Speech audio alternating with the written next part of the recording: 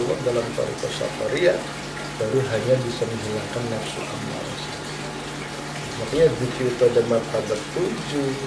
Itu setiap zikir nanti akan bisa menghilangkan nafsu-nafsu yang lain. Itu nafsu amarah. Kemudian yang kedua nafsu lawamah. Amarah dengan lawamah itu sama-sama nafsu yang tidak baik. Pernah dengan ada illallah, illallah. Itu adalah martabat yang kedua.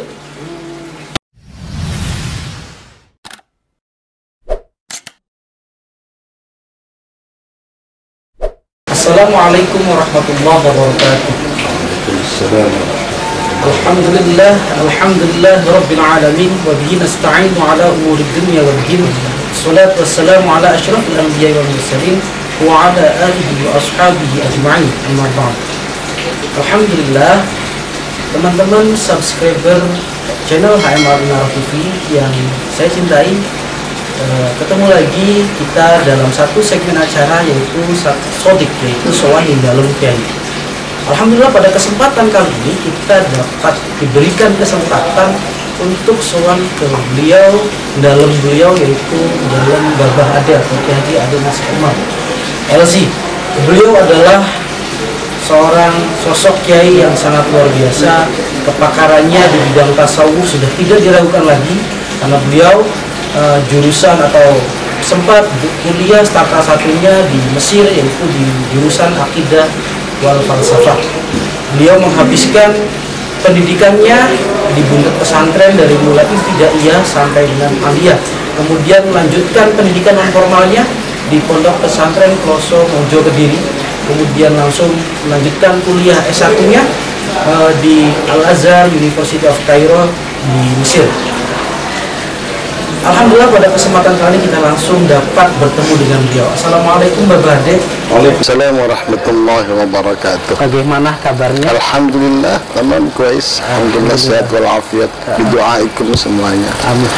Bapak Ade, kesibukannya di di era pandemi ini apa saja Bapak Ade? Di samping alhamdulillah kita banyak waktu bersama dengan para santri, kita juga mengkaji dan juga introspeksi ya. Yang paling banyak adalah introspeksi diri, bagaimana bisa menjadikan kita manusia sebagai Abdullah, sebagai hamba Allah dalam melaksanakan aktivitas sehari-harinya, agar kita betul-betul menjadi seorang hamba Allah yang abid dalam artian abid dalam segala hal. Oh iya, Bapak Ade juga di samping beliau itu adalah kepala sekolah di salah satu madrasah aliyah di buntut pesantren. Beliau juga adalah salah satu mursyid thariqah syatariyah dan juga imam di Masjid Jami' Agung Buntut Pesantren. Mengenai thariqah Bapak Ade, thariqah itu apa sih Bapak Ade? Kalau kita lihat dari segi lughatan atau bahasa, ya thariqah itu adalah jalan. Namun di situ sebutnya ada yang mahdhuf ya, at-thariqah ilallah, atau jalan menuju kepada Allah Subhanahu wa ta'ala, jalan agar kita bisa mendapatkan keridhaan dari Allah Subhanahu wa ta'ala dengan melalui ritual-ritual atau melalui amalan-amalan aurad-aurad yang musalsal, dari mulai guru yang membaiat kepada kita sampai kepada muassis thariqah tersebut, bahkan sampai juga mutasil sampai kepada Kanjeng Nabi Muhammad sallallahu alaihi wasallam. Dan thariqah itu sangat banyak. Al-Mu'tabar itu sangat banyak sekali. Jadi kalau kita ibaratkan bahwasanya at-thariqah ilallah, bahwa kita untuk bisa wusul kepada Allah Subhanahu wa ta'ala, itu ibaratnya adalah kita mau menuju ke arah puncak gunung. Semua orang bisa untuk menuju ke arah puncak gunung dan juga bisa sampai ke sana, namun juga ada yang tidak bisa sampai kepada puncak gunung atau ke Suthul Jabal. Nah, ini. Dan thariqah, jalan yang bisa sampai kepada puncak gunung itu banyak. Ya. Jalan-jalan yang sudah dibuat oleh para pendahulu, yang sudah bisa dipastikan akan sampai ke situ, ya, itu sangat banyak sekali. Makanya kalau kita lihat di Gunung Ciremai, itu ada yang bisa melalui jalur Cirebon, bisa melalui jalan yang melalui jalur Majalengka, Kuningan, dan juga yang lainnya, itu sama-sama bisa sampai kepada puncak gunung. Begitu juga dengan thariqah atau kita menuju usul kepada Allah Subhanahu wa Ta'ala, itu juga banyak jalan yang sudah dilalui oleh pendahulu-pendahulunya, dan pendahulu itu juga terbukti bisa sampai usul kepada sutuh kepada Allah Subhanahu wa Ta'ala. Makanya banyak, ada thariqah Qadiriyah, ada Naqsyabandiyah, ada Syathariyah, ada Tijaniyah, dan juga thariqah-thariqah yang lain. Kalau sumpama ada yang bertanya, apakah orang yang tidak berthariqah juga bisa sampai ke sana? Oh, bisa. Tapi itu melalui persyaratan yang sangat luar biasa, dan tidak semuanya orang bisa sampai, karena butuh ilmu, juga butuh keahlian, butuh pengalaman. Contohnya kita mau ke Gunung Ciremai, kita tidak mengikuti jalan yang sudah ada, otomatis kita harus babat jalan. Dan ketika kita babat jalan, banyak yang tersesat. Bahkan kalau dia mempunyai keahlian yang luar biasa, bisa lebih cepat daripada orang-orang yang melalui jalan yang sudah ada. Itu. Jadi ibaratnya thariqah itu adalah jalan setapak ataupun jalan yang dilalui, yang akan bisa sampai kepada Suthul Jabal atau puncak gunung itu. Dan di situ orang yang masuk ke dalam thariqah itu juga tidak semuanya bisa sampai cepat. Ada yang bisa sampai secara cepat apabila dia betul-betul menjalankan thariqahnya dengan baik. Ada juga yang sampai tengah kemudian berhenti. Itu berarti dia ketika sudah masuk dalam thariqah, dia tidak mengamalkan lagi. Ada juga yang sudah sampai tengah kemudian turun lagi, yaitulah sudah mengamalkan thariqah, kemudian tiba-tiba dia mendapatkan gangguan, sehingga akhirnya dia tidak mengamalkan thariqah lagi. Berarti dia tidak akan bisa sampai.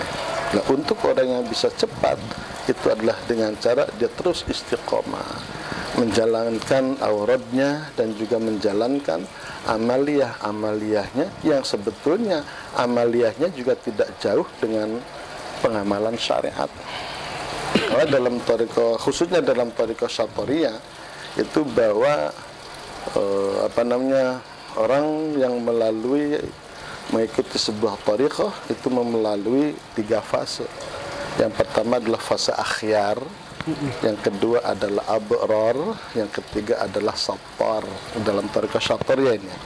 Al-akhyar itu sebagai pemula, artinya dia mengikuti sebuah thariqah, tapi dia masih dengan terus beristiqamah menjalankan amaliyah syariah, mengamalkan tata cara fiqhiyah, tapi otomatis amalan-amalan tata cara fiqhiyahnya ini berbeda dengan amalah-amalah biasa orang awam, karena lebih akan mendalami makna yang tersirat di dalam amaliyah ibadah tersebut. Contohnya dalam melaksanakan sholat. Kalau biasa orang awam itu sholat itu yang penting sudah bisa menjalankan syarat rukunnya. Ya, di awal mubtada'un bisalam, muhtatamu bitakbir, ya muhtatamu bisalam. Itu saja sudah cukup selesai. Tapi kalau orang yang sudah masuk dalam sebuah thariqah, yang masuk dalam fase akhyar, ini harus memaknai setiap rukun yang ada di dalam sholat tersebut, dan juga menjalankan sholatnya itu juga menjalankan sholat dengan melaksanakan tata cara yang paling afdol. Jadi kalau begitu apa perbedaannya, Bah, antara thariqah dengan firqah? Seperti thariqah kan ada Syathariyah, ada Tijaniyah, Syadziliyah, Naqsyabandiyah. Firqah ada Jabariyah, terus Qadariyah. dan yang lainnya. Nah, kalau dalam masalah furuqul islamiyah itu berkaitan dengan masalah tauhid ya, adalah masalah i'tiqad. Tapi kalau dalam masalah thariqah ini semuanya mempunyai 3 unsur yang sama. Salah satunya adalah setiap thariqah pasti dia mempunyai fase atau punya amaliyah tahlil, kemudian istighfar, dan juga sholawat. Dan masing-masing ini juga dia mempunyai amaliyah tersendiri, mempunyai amalan-amalan tersendiri. Seperti dalam sholawat juga kadang-kadang berbeda. Kalau dalam Satoriyah sholawatnya pakai sholawat ummi, Allahumma salli ala sayyidina Muhammadin abdika wa rasulika nabiyil ummi. Kalau dalam salat Tijani sholawatnya pakai sholawat Fatih, tapi tetap itu adalah sholawat. Dalam masalah tahlil juga sama, yang dibaca adalah la ilaha illallah, tapi juga mempunyai tata cara yang berbeda, mempunyai hazanah-hazanah yang tersendiri, bahkan juga mempunyai adat atau hitungan yang berbeda-beda. Masing-masing daripada thariqah dan thariqah, ambil contoh thariqah yang ada di bunut pesantren yang berkembang, itu pengembangan yang masuk ke bunut pesantren itu bagaimana Pak itu, Bang? Yang berkembang kan ada, kalau tidak salah di sini ada 2 thariqah yang berkembang dengan sangat maju, yaitu Syatoriyah dan juga Tijaniyah. Nah, itu sejarah adanya thariqah Syatoriyah dan juga Tijaniyah sampai di bunut itu bagaimana, dan juga siapa yang membawa, Pak? Untuk thariqah Syatoriyah ini sebenarnya yang paling awal itu adalah Mbah Muqayyim sebetulnya. Mbah Muqayyim. Jadi Mbah Muqayyim itu sempat bertemu dengan Syekh Muhyi Pamijahan. Yang membawa thariqah Syatoriyah di Indonesia itu adalah Abdul Rauf As-Singkil dari Aceh. Kemudian punya murid Syekh Muhyi Pamijahan, dan Syekh Muhyi Pamijahan sebelum beliau ini ke daerahnya atau ke Tasik ya, ini sempat ke Cirebon dulu selama 6 tahun. Dan ketika di Cirebon itu Syekh Muhyi punya 2 murid, satu Mbah Muqayyim dan satu lagi ada Mbah Musa Maharsi yang dari Wanantara. Syekh Mbah Musa Maharsi Siddiq ya, itu udah salah satu murid di Cirebon dari Syekh Muhyi. Dan di situ Mbah Muqayyim juga mendapatkan mandat atau mendapatkan thariqah dari Mbah Syekh Muhyi Pamijahan. Namun akhirnya justru malah yang berkembang sekarang ini di pondok pesantren adalah thariqah Syatoriyah yang melalui jalur Mbah Asy'ari Kaliwungu yang diturunkan kepada Mbah Kiai Kriyan. Nah, keduanya ini mempunyai perbedaan, Mas Emil. Perbedaan. Perbedaannya apa antara keduanya? Keduanya perbedaannya bahwa thariqah Syatoriyah yang melalui jalur Syekh Asy'ari ini satu yaitu adalah tahlilnya ataupun menggunakan 1 martabat. Itu tahlilnya hanya la ilaha illallah saja. Ya, kemudian mengutamakan ta'lim. Nah, yang melalui Syekh Muhyi Pamijahan itu tahlilnya menggunakan 7 martabat. Dari mulai la ilaha illallah, kemudian illallah, kemudian Allah, kemudian Allahu, kemudian hu Allah, dan hu, kemudian satu lagi adalah hu tapi menggunakan zikir nafas, maksudnya menggunakan nafas. Bagaimana menggunakan zikir nafas itu bagaimana? Zikir nafas itu makanya dalam thariqah Syatoriyah ada yang mengatakan bahwasanya orang yang masuk dalam thariqah Syatoriyah itu sudah bisa mati. Kenapa bisa mati? Karena kalau dalam hadis Kanjeng Nabi, orang yang nafas terakhirnya menyebut nama Allah dakhalal jannah. Dan itu kalau kita menggunakan zikir nafas yaitu dengan menggunakan hu, maka dia akan zikir menggunakan nafasnya masing-masing, menggunakan nafasnya.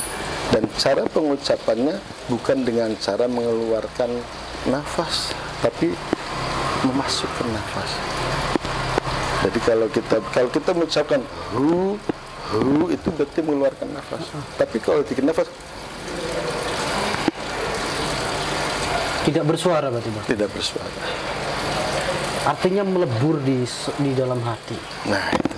Nah, ketika orang itu meninggal dunia ya, dan dia sudah bisa zikir nafas, maka otomatis nafas yang terakhir itu ketika diangkat oleh itu sudah mengucapkan hu. Nah, hu itu kalau dalam Thariqah Syatira dianggap sebagai nama asli dari Allah Subhanahu wa Ta'ala. Nama asli itu adalah huwa atau hu. Makanya kalau dalam literatur lafaz Allah ini hamzanya hamzah wasal untuk menghidupkan lam yang kedua. Ketika hamzah itu dibuang, maka sudah bukan nama Allah lagi, karena lamnya sudah lam huruf jar. Jadi lillahi, lamnya lahul faidah. Lamnya dibuang satu lagi, jadi lahu, masih lam huruf jar. Nah, lamnya dibuang, barulah dapat hu. Makanya menganggap bahwasanya hu itu adalah nama asli dari Allah Subhanahu wa Ta'ala. Makanya kalau kita lihat dalam kategori, kalau kita melihat Thariqah Syatoriyah yang melalui jalur Syekh Muhyi, itu orang mau minum ya, itu cukup dengan tarik nafas saja. Cukup dengan, saya contohkan, tapi mengucapkan hu. Kenapa? Itu cukup dengan itu saja. Karena dalam redaksinya adalah kita kalau mau minum membaca Bismillahirrahmanirrahim. Itu kan artinya apa? Kelawan nyebut asmane Gusti Allah. Itu ada redaksinya. Artinya disuruh menyebut nama Allahnya saja, bisminya nggak perlu. Sebetulnya begitu. Bisminya tidak perlu, hanya Allahnya saja. Kemudian nama Allah itu adalah hu. Makanya ketika mau minum, mau makan, mau melakukan apa saja, pasti tarik nafas. Itu adalah menyebut ismullah. Tapi bukan berarti meninggalkan lafaz bismillah, karena tetap juga menjaga syariatnya, yaitu adalah Bismillahirrahmanirrahimnya, redaksinya tetap harus dibawa. Makanya penggabungan antara syariat dengan hakikat, ketika mau minum Bismillahirrahmanirrahim gitu. Kalau Tijani itu yang membawa ke Indonesia bukan orang lain misalnya. Itu adalah Ki Anas bin Abdul Jamil. Awalnya Ki Anas bin Abdul Jamil. Kalau Satori itu adalah orang Aceh, Abdul Rauf As-Singkil. Kalau Tijani adalah Mbah Ki Anas sendiri. Makanya di Buntet sangat umum. Ada suaminya Satoria, istrinya Tijaniyah. Makanya saya pernah dengan Syekh Darwis ya, di Mesir itu dia mengatakan, "Insya-Allah Buntet itu adalah multaqal Bahrain," katanya. Multaqal Bahrain. Karena di mana-mana nggak bakal bisa menyatu Tijani dengan siapapun, dengan dia tidak bisa menyatu. Tapi di Buntet Satoria dengan Tijaniyah ini betul-betul melebur menjadi satu. Ada yang suaminya Mursyid Satoria, malah istrinya adalah Tijaniyah. Ki Abdullah Abbas dengan Nyai Zainab, Ki Mustabid Abbas dengan Nyai Khairiyah, Ki Mustahdi dengan Nyai Asia. Ki Mustahdinya adalah Mursyid Satoria, istrinya adalah Tijaniyah. Ini menunjukkan bahwasanya untuk masalah thariqah ini tidak ada dalam paksaan apapun masanya. Tidak ada. Bahkan waktu saya dapat pengalaman dari almarhum al-maghfurlah Kiai Abdul Hamid Anas. Ini ketika istrinya itu mau masuk thariqah, itu tidak langsung diarahkan ke Syatoriyah. Syatoriyah kan akeh. Anak dia ada ini, sok Arab milih mendi. Ya pengennya yang sama dengan ya harus akhir Syatoriyah itu. Berarti mengarahkan juga tidak. Ya, tapi juga diberi kebebasan untuk mengambil sebuah Malah dalam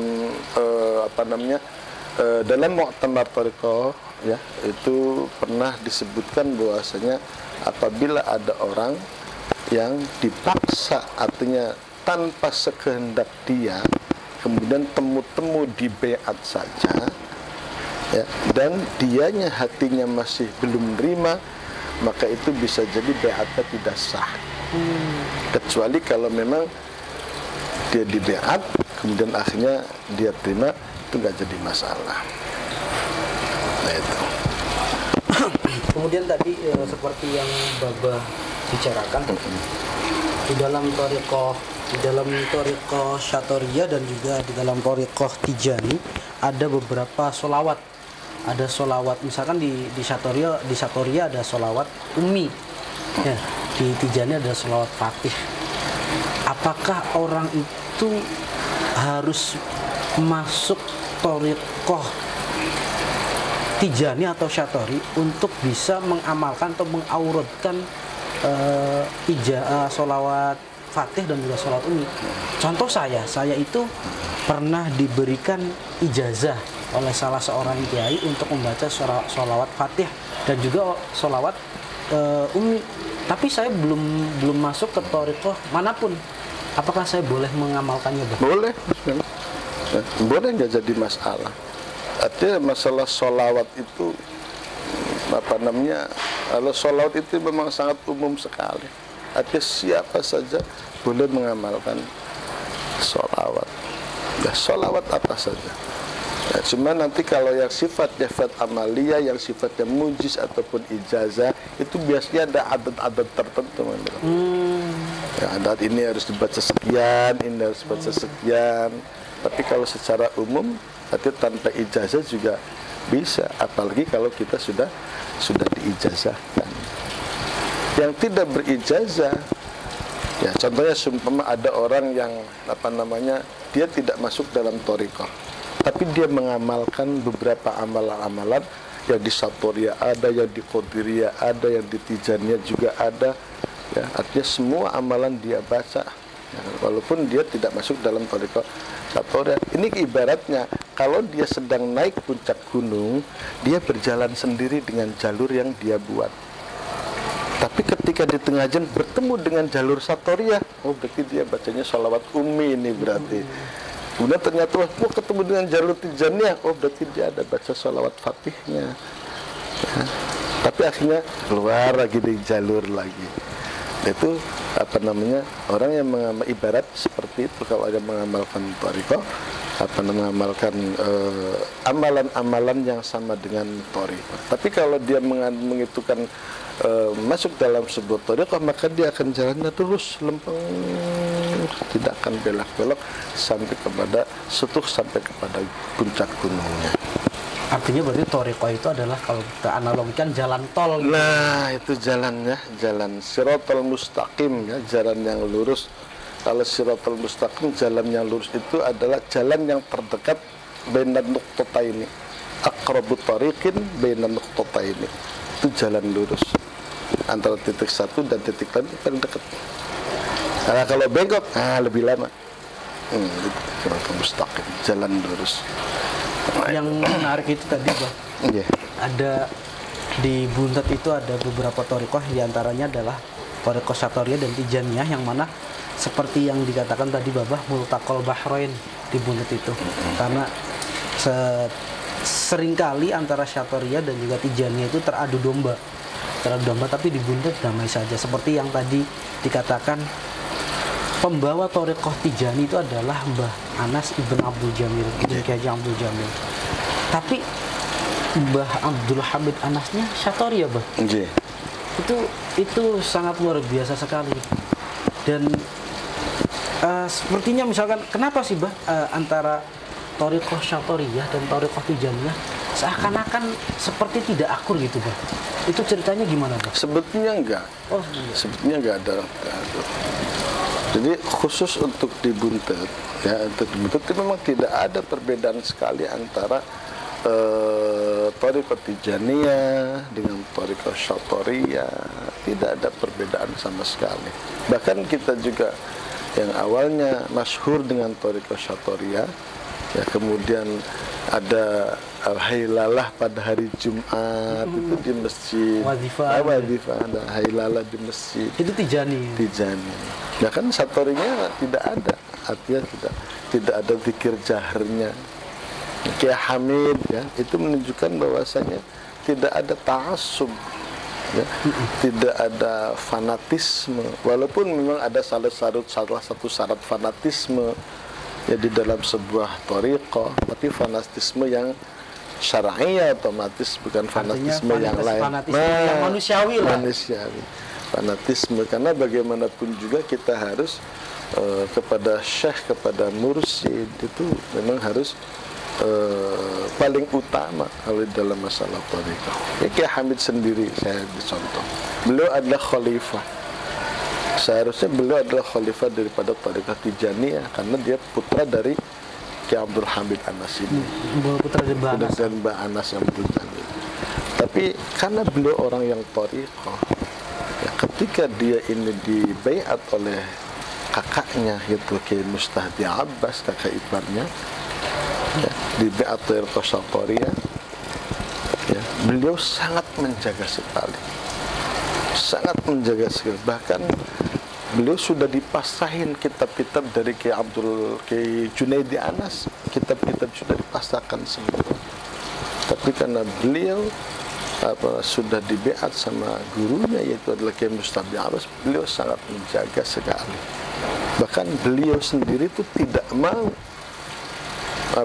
ketika Kiai Abdullah Abbas itu wafat, seharusnya memang yang paling layak secara ilman wa amalan itu adalah Kiai Abdul Hamid Anas menjadi mursyid Syatoria. Tapi beliau tidak mau karena beliau merasa saya tidak dititipi sama Kiai Mustahdi Abbas, gak mau beat lah. Kemudian akhirnya beliau ini membeat Thariqah Syatoria setelah mendapatkan rekomendasi dari Habib Lutfi. Jadi Adzinal Irsyad itu adalah Mbah Habib Lutfi yang memberikan izin bagi Abdul Hamid Anas untuk membeatnya. Dan ketika itu Mbah Hamid kemudian sakit, tapi terus masih membeat orang-orang yang hendak untuk mengikuti Thariqah Syatoria itu. Sebetulnya kalau dalam thariqah itu tidak jauh berbeda sih kita. Banyak orang yang merasa saya belum siap, saya takut, saya masih begini, ya saya masih belum pantas. Ya, sebetulnya kalau thariqah itu adalah sebuah proses, atau sebuah proses orang masuk thariqah otomatis dia mempunyai niat untuk menjadi orang yang katakanlah lebih baik dari sebelumnya. Walaupun secara zahir beliau sudah baik sekali, sudah soleh sekali, dan bisa jadi solehnya pun juga mengalahkan orang-orang yang sudah masuk dalam thariqah. Kalau orang yang sudah masuk dalam thariqah kemudian hanya baiatnya saja, ya, lalu dia mengamalkan auradnya juga, tapi dia juga tidak menjalankan maknawiyah yang ada dalam nilai-nilai ketarekahan, nilai-nilai tasufnya, ya itu juga peningkatan derajat di hadapan Allah Subhanahu wa taala itu juga bisa menghambat. Tapi bukan berarti orang yang sudah masuk dalam thariqah itu akan mengalahkan segala-galanya. Ada yang mengalahkan banyak orang-orang yang tidak berthariqah, tapi justru ya a'zamu darajatan, derajatnya lebih tinggi dari Allah Subhanahu wa taala. Kenapa? Karena secara resmi memang dia tidak berthariqah secara resmi, ya kan? Tapi amaliyahnya itu malah justru bisa mengalahkan orang-orang yang berthariqah. Ini yang sangat istimewa. Kalau orang yang berthariqah kemudian amaliyahnya bagus, ya wajarlah yang majing dengan toriko.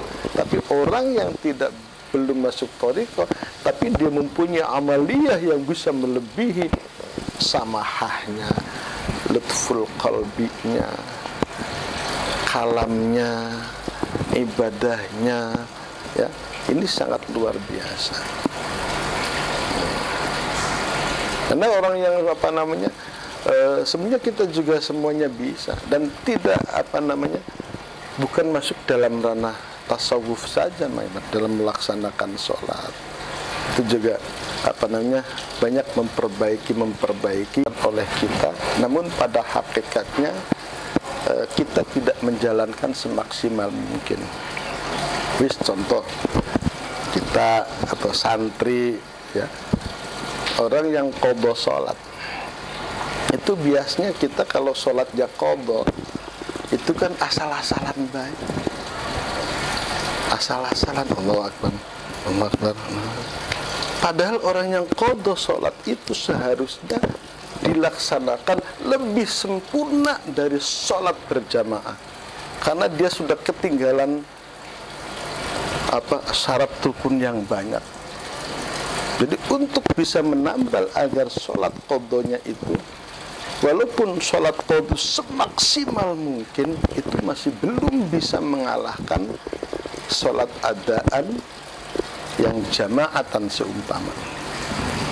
Tapi kok malah biasa kita melaksanakan sholatnya qadha asal-asalan saja.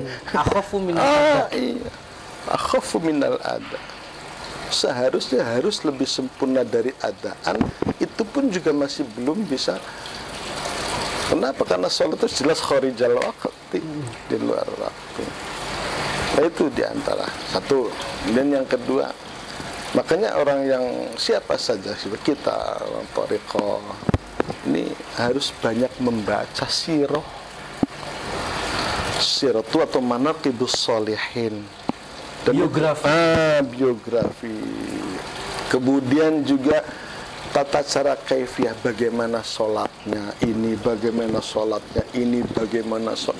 Nanti itu diramu agar kita bisa menjalankan sholat dengan baik. Kalau sholat cepet-cepet, ya sholat buru-buru, apa buru-buru, bukan sepure ketinggalan.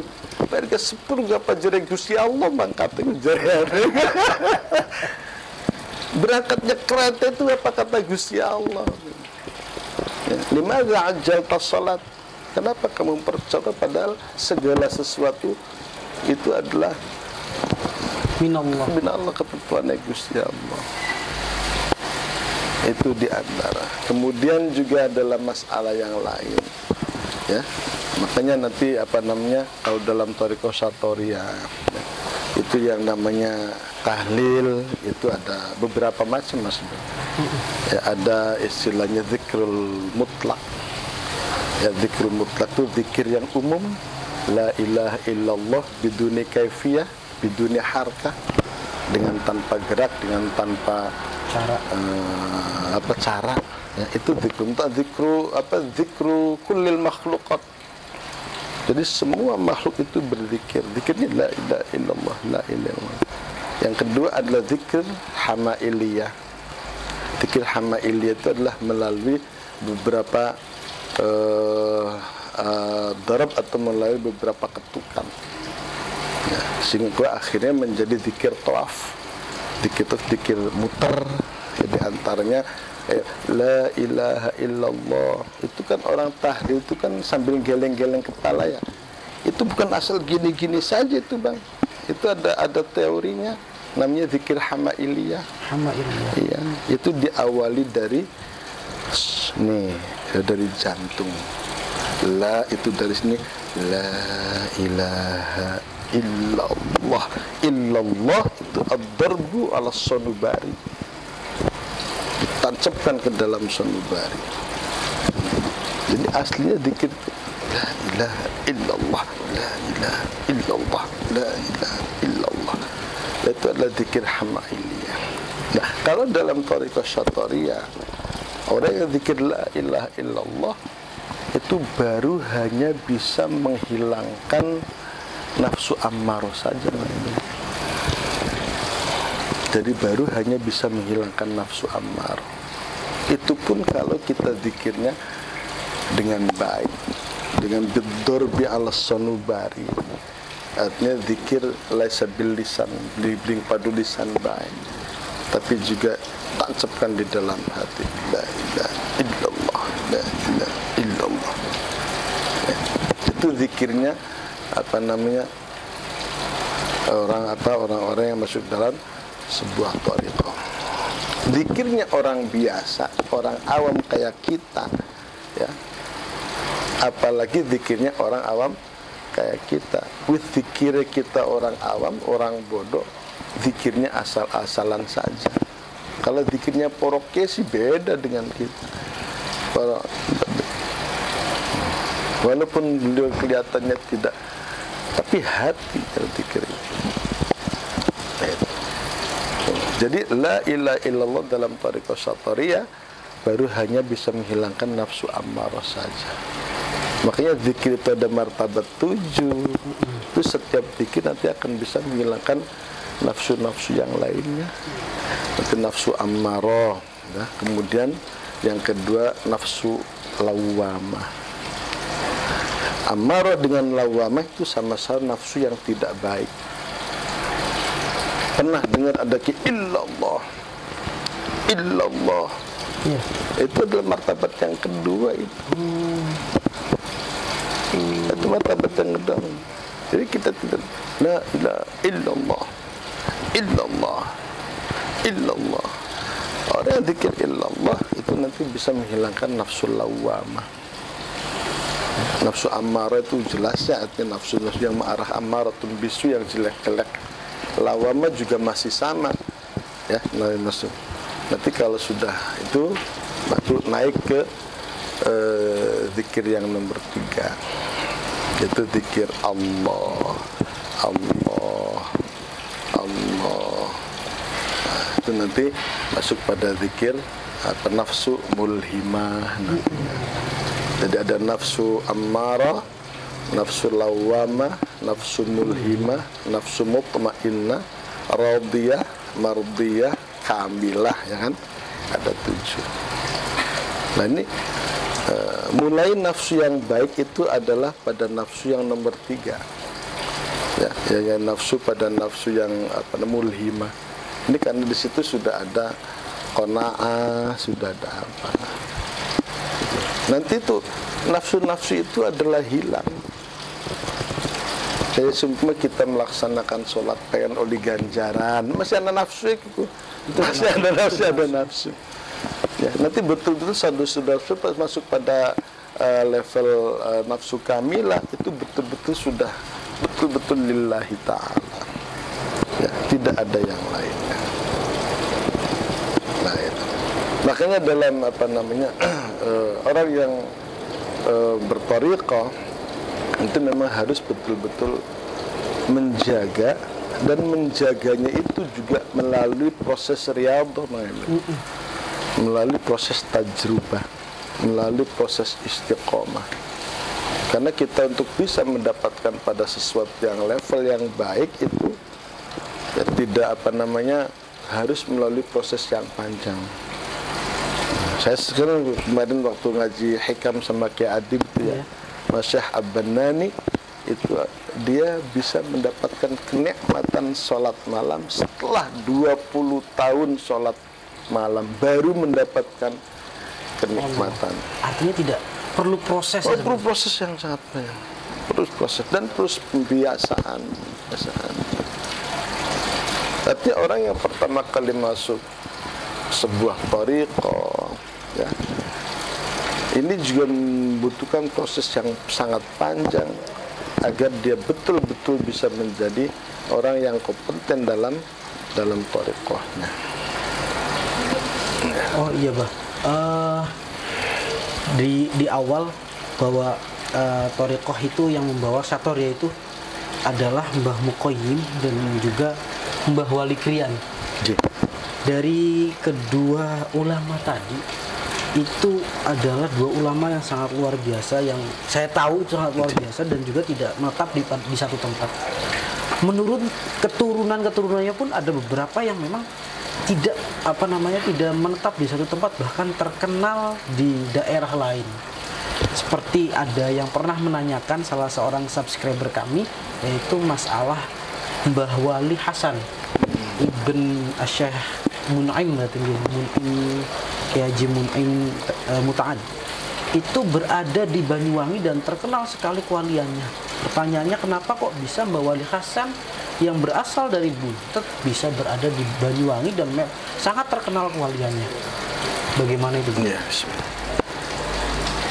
menurut riwayat bahwa Mbah Wali Hasan atau Mbah Hasan Basri yang masyhur itu, Mbah Hasan itu memang beliau itu sudah mempunyai sudah mempunyai kelebihan sejak mempunyai keistimewaan ya, memiliki keistimewaan sejak kecil, mempunyai keistimewaan sejak kecil.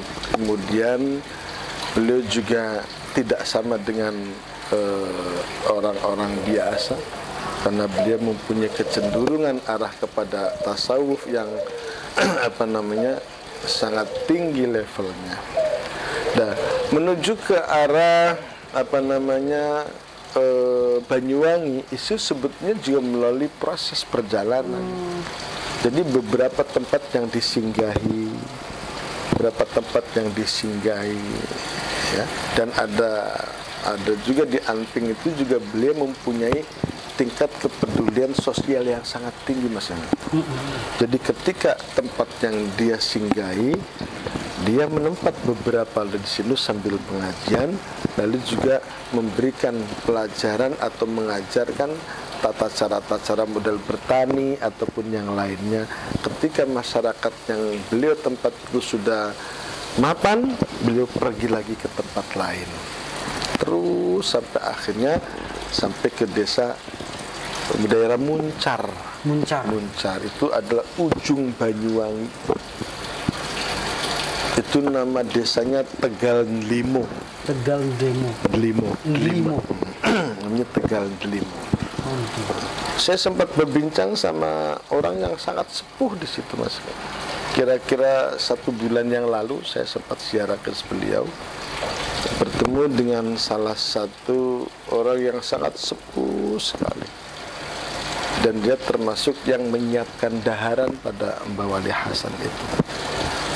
Jadi memang Mbah Wali Hasan itu orang sangat segan, jadi nggak ada yang berani mendekat, karena memang di daerah situ masih banyak paham-paham ya, yang belum bisa. Akhirnya mereka tidak berani.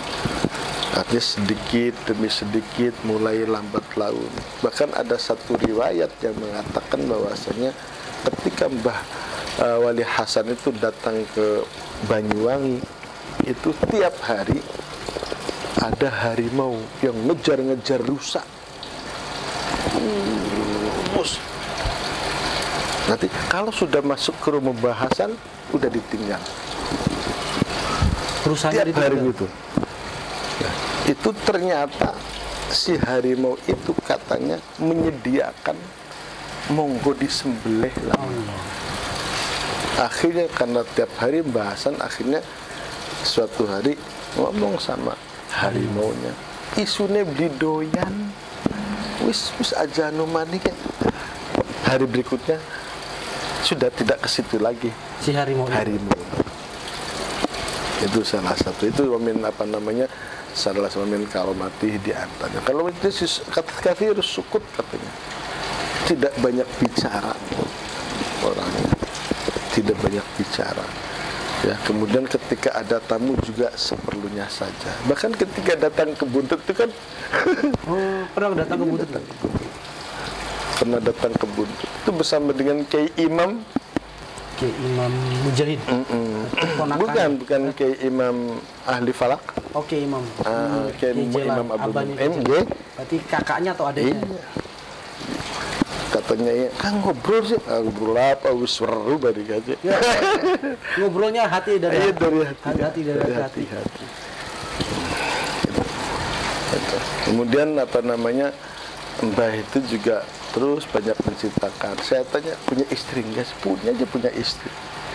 Punya istri. Tapi punya istri juga tiap hari itu apa namanya, enggak pernah tidur malam.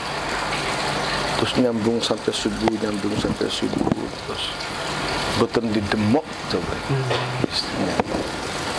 Namanya Mbak Khadijah kalau nggak salah.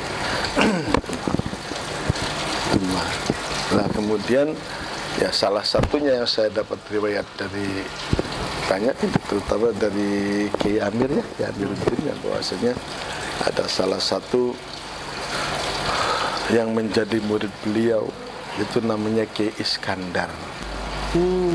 Kiai Iskandar Banyuwangi itu beliau adalah murid daripada Mbah Hasan, kemudian disuruh membuat pondok, nanti akan meneruskan adalah putra-putranya, dan akhirnya putra daripada Kiai Iskandar itu mempunyai peran sangat luar biasa.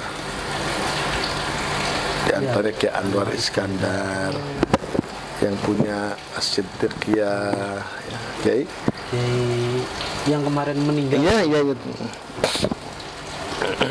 Nah itu Muhammad Iskandar, Nur Muhammad Iskandar. Itu bah, apa namanya, kalau sufi itu atau tasawuf, orang yang berthariqah itu, kalau saya sering lihat di YouTube itu, di video-video ada zikir yang sambil menganggukkan badan sambil begini-begini. Itu memang kaifiahnya seperti itu, Pak? Betul, Mas. Di thariqah Syadziliyah juga ada yang namanya zikir tawaf. Zikir tawaf. Zikir tawaf itu berarti zikir nafi itsbat, yang la ilaha illallah. Itu juga melalui proses muter kepalanya. Oh, yang seperti yang di Maroko itu, yang muter, yang pakai apa namanya? Kayak tarian Maroko itu. Iya. Nah, kalau di thariqah Syadziliyah itu zikir tawaf itu diawali dari situ, tarik nafas dulu Mas. Kemudian badan ke sini, baru la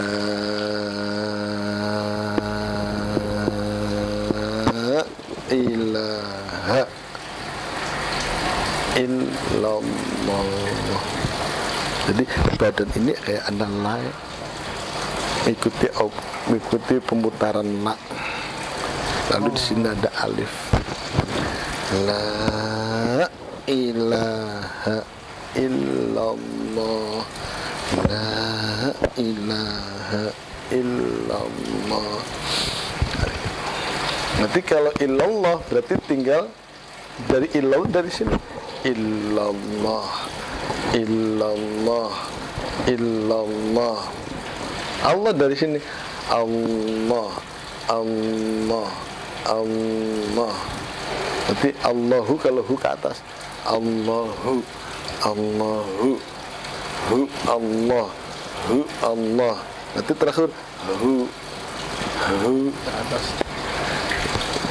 Proses itu tata cara zikir. Dan masing-masing thariqah itu juga mempunyai apa namanya, kaifiah gerakan-gerakan yang beda. Kalau di Indonesia sebetulnya sih, karena orang Indonesia hatinya sudah tenang, dengan duduk saja sudah bisa mendapatkan apa, fana. Tapi kalau orang Arab yang apa, bukan orang yang qaswatul qalbi, itu untuk mendapatkan fana dalam tahlil itu perlu gerakan-gerakan yang ekstrim. Sehingga nanti kalau sudah gerakan yang ekstrim, nanti dia bisa berarti bisa melebur. Bisa menjadi fana, dan dia bisa dapat mengucapkan la ilaha. Sehingga di Mesir itu juga orang zikir sambil berdiri, sambil muter. Terus sambil ada yang muter-muter. Dan itu kalau kita lihat bukan hanya muter-muter saja, tapi mereka menikmati dengan untuk mendapatkan fana. Ada orang Indonesia sing hati tenang, sebarin jagung bega cukup, sudah bisa mendapatkan fana. Jadi memang tergantung daripada apa namanya, keberadaan daripada geografis daripada tempat itu sendiri. Makanya apa namanya, khalwah ya, khalwanya itu kan kalau dijawab semedi, ya, diem. Anda itu mencari ketenangan dengan cara sukut. Ada yang mencari kefanaannya dengan melalui tari-tari raqasah, ya. Ada melalui tarian raqasah itu sendiri. Oh iya, Bah.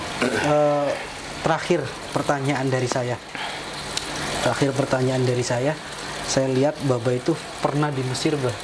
Kuliah di salah satu kuliah di kampus yang sangat tua, yaitu Al-Azhar University of Cairo. Di mestinya penggemar Umi Kulsum juga, Bah. Betul. Banyak sekali syair-syair Umi Kulsum yang menurut saya luar biasa, seperti dalam satu lagunya ada In Mariyu min ghir ru'yat mayin hishib si fi umri. Kemudian ada ba'di hanak ya ma'ak ya habibi law rah umri ma ana mandamsh. Itu di Al-Atfal Amal Hayati. Lah, Umi Kulsum sendiri, apakah syair-syairnya itu ditujukan untuk Allah apa memang untuk kekasih, Bah? Awalnya Umi Kulsum itu awalnya adalah seorang madahah, memuji. Jadi penyanyi religius asalnya. Oh. Jadi asalnya kalau penyanyi madah, ya. Madah itu penyanyi sing sifatnya muji-muji Gusti Allah, aslinya madah. Umi Kulsum itu awalnya adalah madah. Nyanyi di kampung sholawat, ya, kemudian muji-muji Rasul, ada sing ibtihalat istilahnya, ibtihalat, ya. Kemudian karena kemerduan daripada suaranya, bahkan Umi Kulsum juga punya rekaman ngajinya, Mas Emil. Oh, ngaji. Bisa dikirim, Bah. Punya rekaman, cuma ngajinya tidak boleh tapi sempat direkam ngaji Quran di lagu. Cuma waktu itu kan fatwa Mesir memang tidak boleh orang perempuan artinya ngaji itu ada masih rekamannya Umi Kulsum. Nah, kemudian memang ada beberapa kalau syair-syair yang dinyanyikan oleh Umi Kulsum memang tergantung daripada syairnya.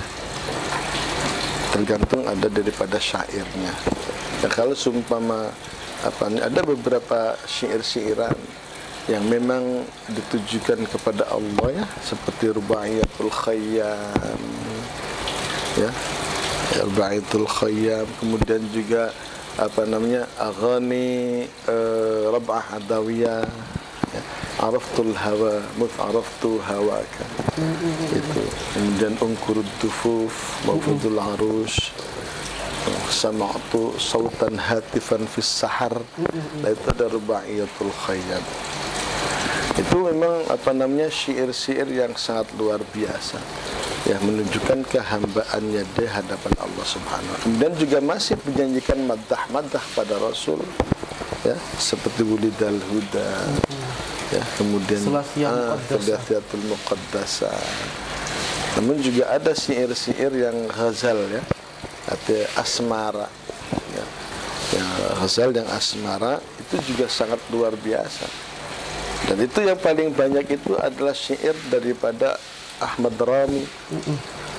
Ya, memang antara Ahmad Rami itu mempunyai dia sangat cinta sekali kepada Umi Kulsum. Dan Umi Kulsumnya juga menyambut cintanya Ahmad Rami. Sehingga ketika Ahmad Rami menciptakan sebuah syair, ya, itu Umi Kulsum merasa bahwa itu adalah diarahkan kepada saya. Luar biasa. Sehingga ketika Umi Kulsum menyanyikan syair-syairnya Ahmad Rami, itu betul-betul nyata, kan, ya, sangat ekspresinya sangat luar biasa, karena dia merasa sedang dikhitobi, sedang diinikan sama Ahmad Rami itu sendiri. Itu sangat luar biasa Umi Kulsum. Walaupun pada saat itu juga banyak artinya penyanyi-penyanyi yang lain yang masyhur. Waktu itu ada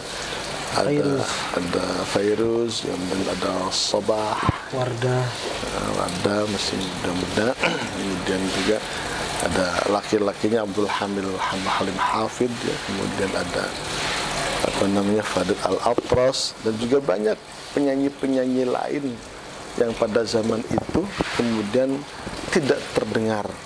Seperti ada Syarifah Fadil, sebenarnya ada juga penyanyi-penyanyi yang lain. Ada Faiza Ahmad sebetulnya, tapi semuanya itu tertutup dengan dengan Ummi Kulsum itu. Terima kasih Bah atas ilmunya yang diberikan pada kesempatan kali ini. Mudah-mudahan bisa bermanfaat bagi teman-teman, terutama subscriber kami. Terima kasih, mohon maaf setelah mengganggu waktu Baba. Saya ucapkan sangat terima kasih teman-teman.